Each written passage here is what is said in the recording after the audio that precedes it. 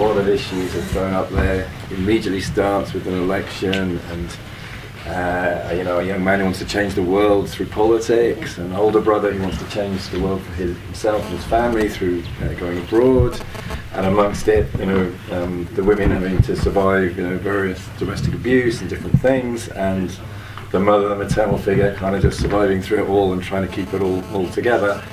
It covers a lot of ground, and I just thought perhaps we could start with, in a sense, a film that seems to be quite critical of lots of different things.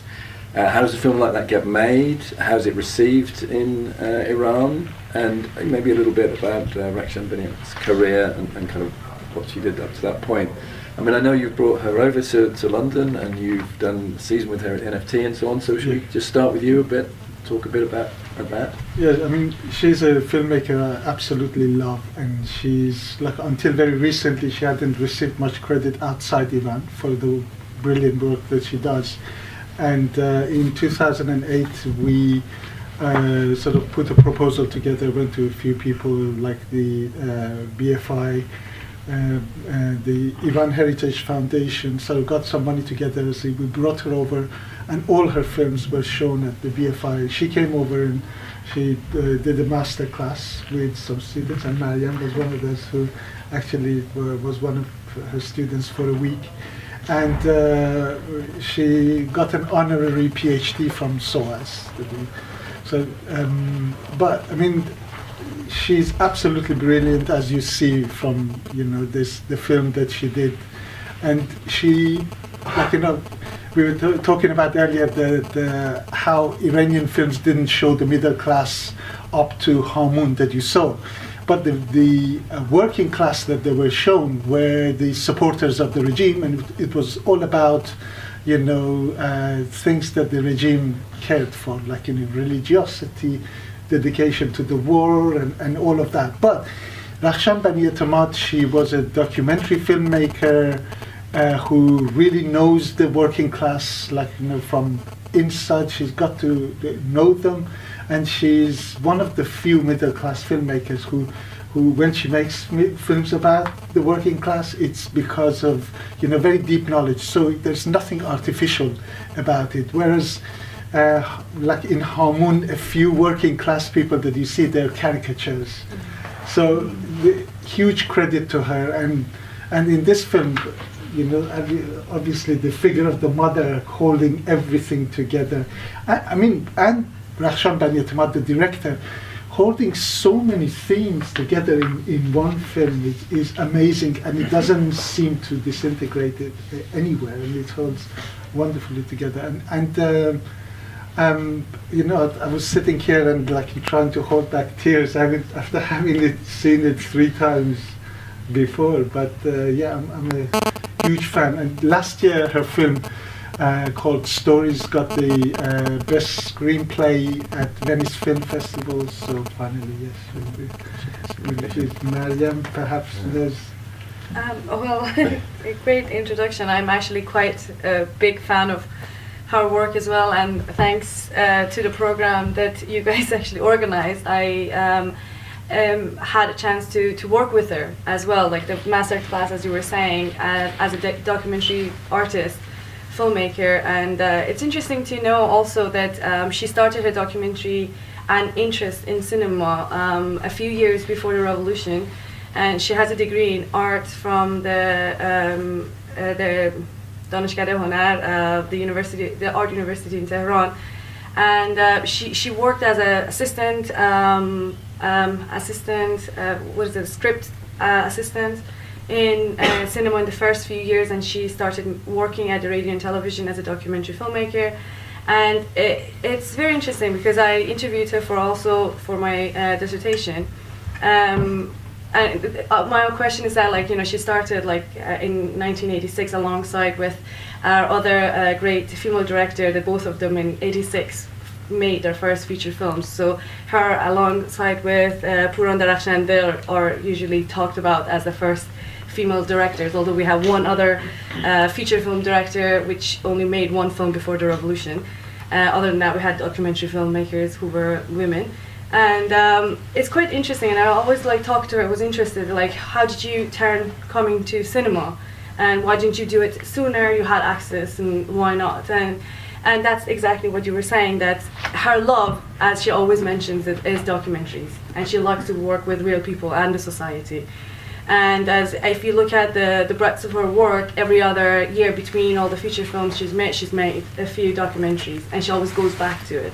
And in a way, she says that all her scripts, although fiction, are all come from real people, real characters, that she actually knows behind the scene. And she went through a lot of difficulties, if probably you would be interested to know, to get her first film that she wrote produced. Like the very first films that she made from 1986 were written by other people, like scripts that were accepted and approved. The first film she made was Nargis, that she wrote and directed, and she says that she had the script since 1983.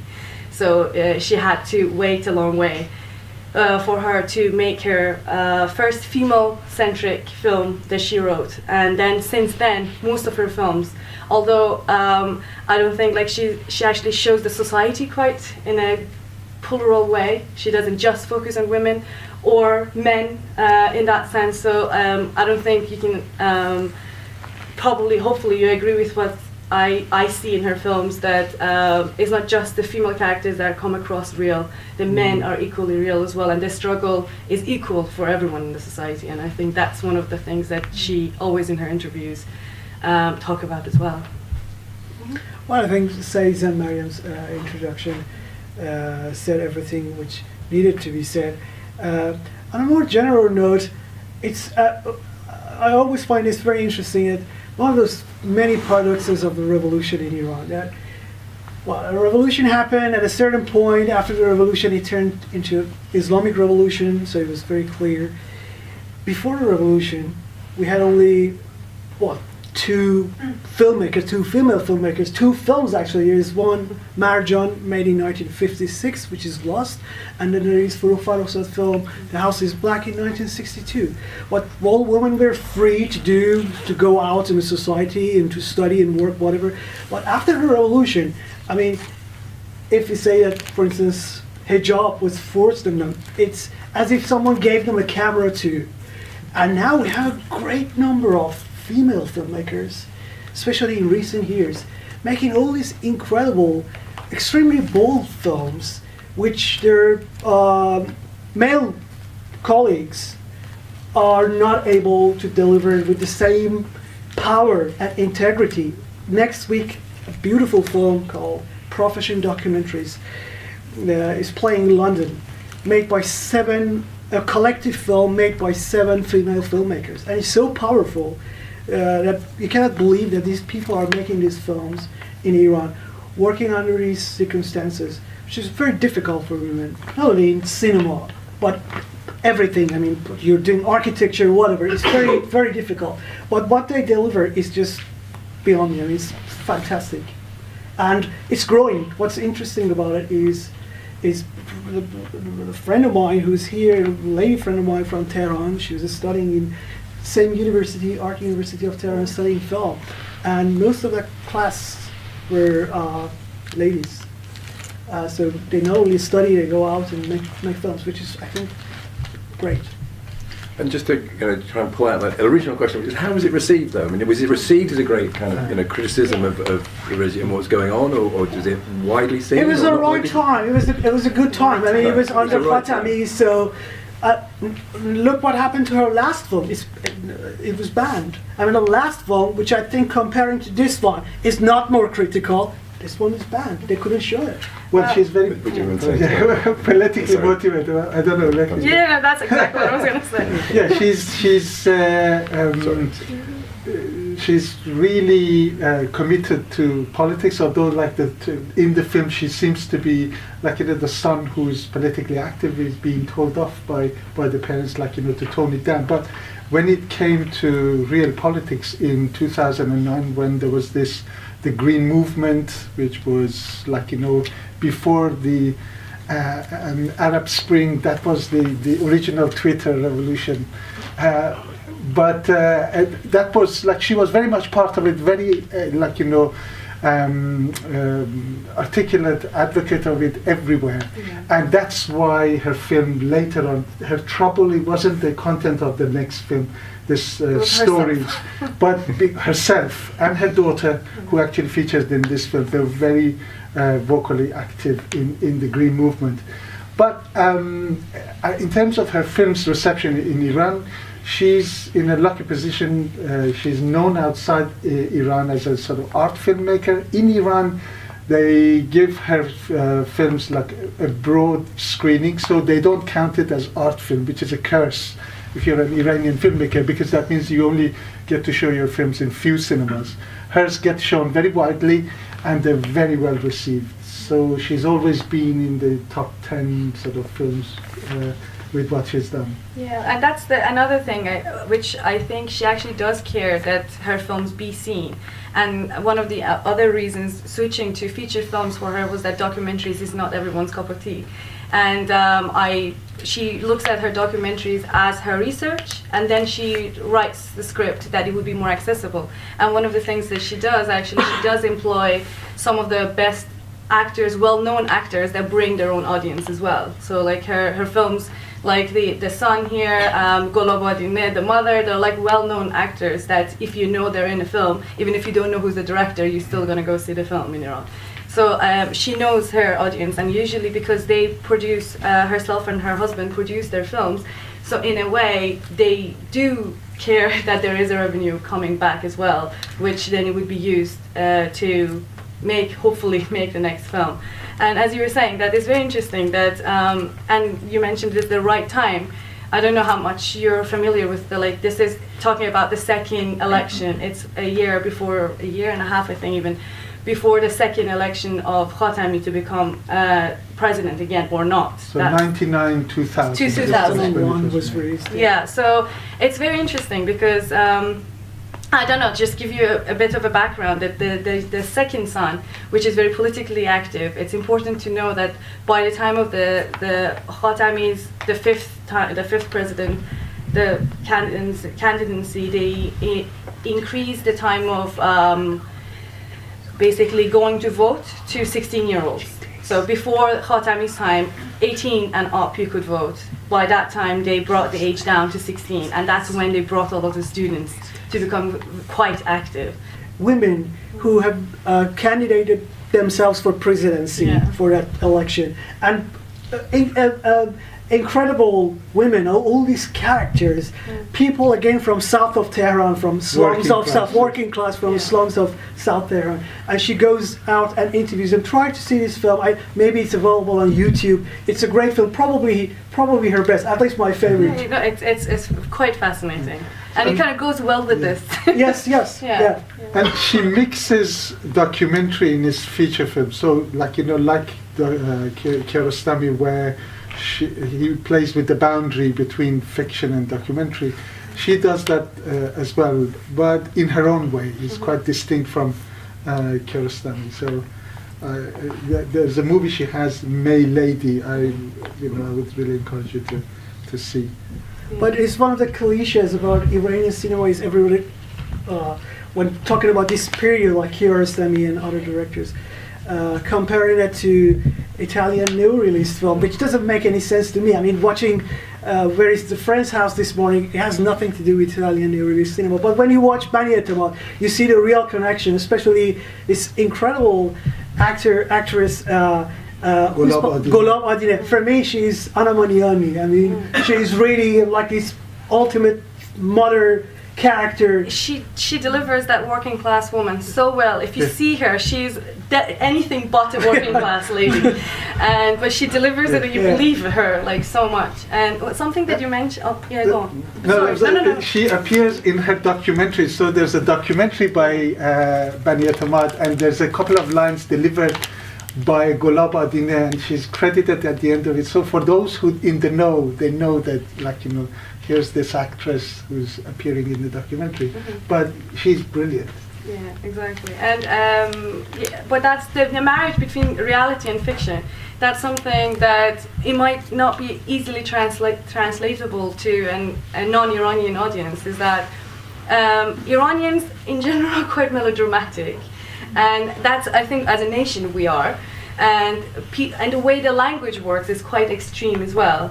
So that's one of the things that some people, when watch Mariette Mod or some other films that are quite social realist, they can really see it. That is it for real like that? And in reality, to me, that I know the country and the people, when I watch a Kiarostami film, I can actually see the fact that how much it is scripted, although it looks the most real. While her film, which is the most real, it might look more scripted too. That's the difference, I think, between the two styles, as you mentioned it. And that's kind of quite obvious in those scenes where Yeah. suddenly it erupts and you Yeah. think this has all been going on very realist, and suddenly you have this very melodramatic Yes. stuff between the brothers and the But brother, it's- and you kind of go, oh, it seems to have changed register. We all the have whole seen it thing. in our families, though. Like, it's not very odd. Okay, let's open it up. Let's see who's got any questions. What are the implications for her then in terms of being able to continue to make films if the film is banned within Iran? It's not a problem. There are directors whose every single film is being banned in Iran. I mean, Jalili, none of recent Jalili films have made it to the screen. No, he's still making films.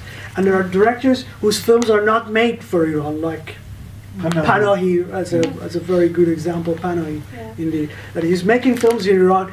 But the difference between Panahi and Bani Etemad is always work within the rules and regulations of the Islamic Republic of Iran and its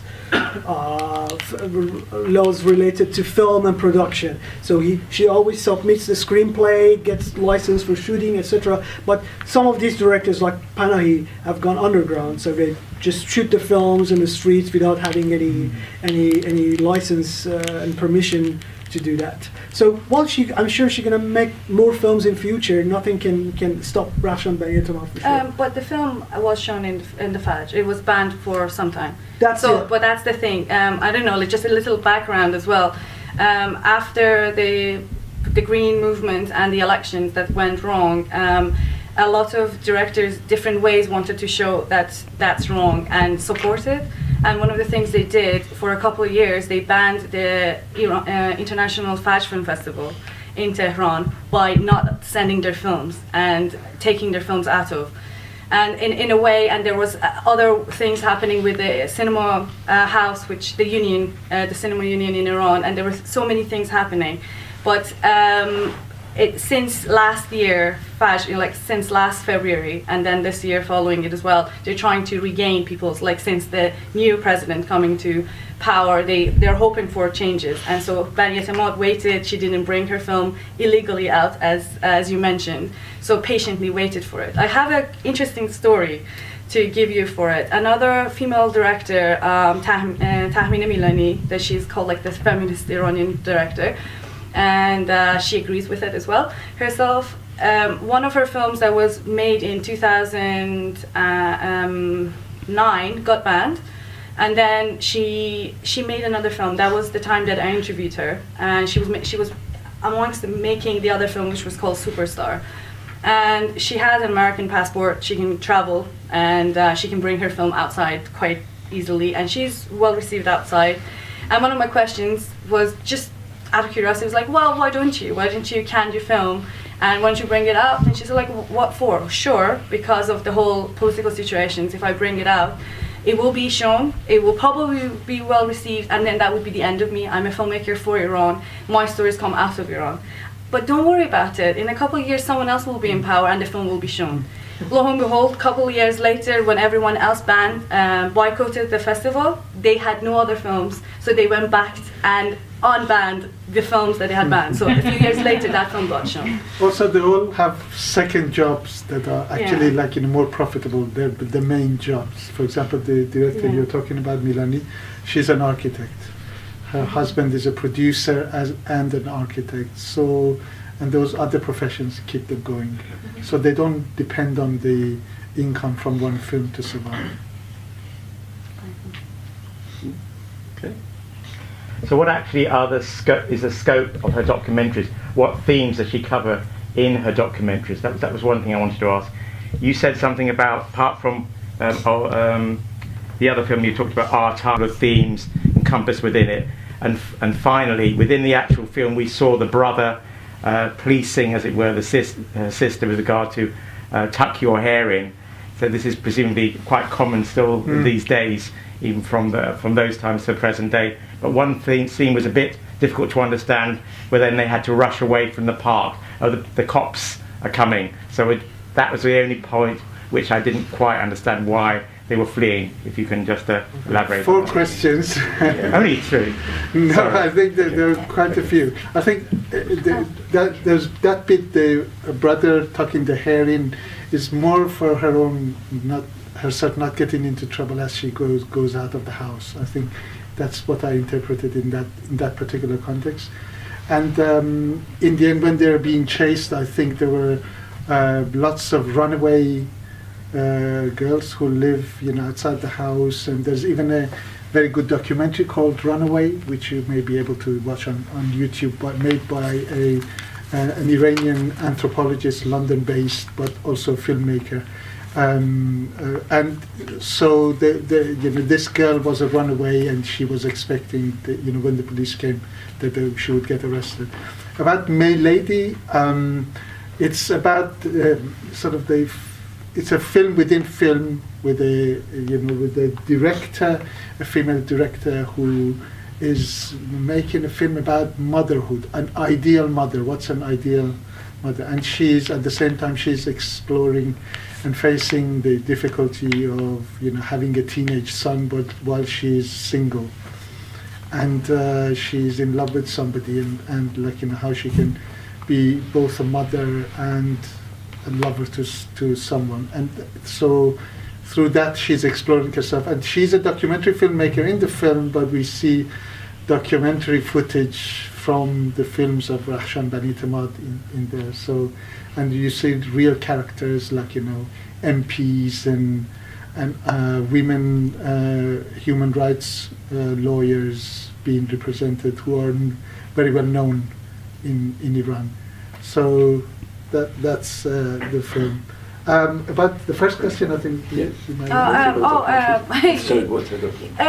Well, basically, I think most of her documentaries, as far as the ones that I have seen, I have to admit I don't think I've seen all of them, is that it's a position of women and social classes. Like, basically they're focused on social classes, and within that social classes that she's looking at, she's more interested, and she can approach women easier because she's a woman. So that's another thing that I think, one of the comments that she actually doesn't like the fact that she would be singled out as a female director, and she would like it that people watch her films and not really care it's a woman behind it. I know we're all interested in that. So in a way, she doesn't just focus on, she always say that I'm looking at the society, and her documentaries, I think, focuses on different pockets of society in the working class. Okay, I think we're gonna wrap it up. It's 7:00. Some of you have had a very long day if you've been with us since the start. I would just really like to thank the panelists. I mean, I think what Danny said earlier about the history perhaps has been some misunderstanding and not mistrust between things, and I think having you here particularly has really helped me personally, but I think probably the audience as well, really understand more about Iranian cinema and the situation in Iran. So thanks to all of you.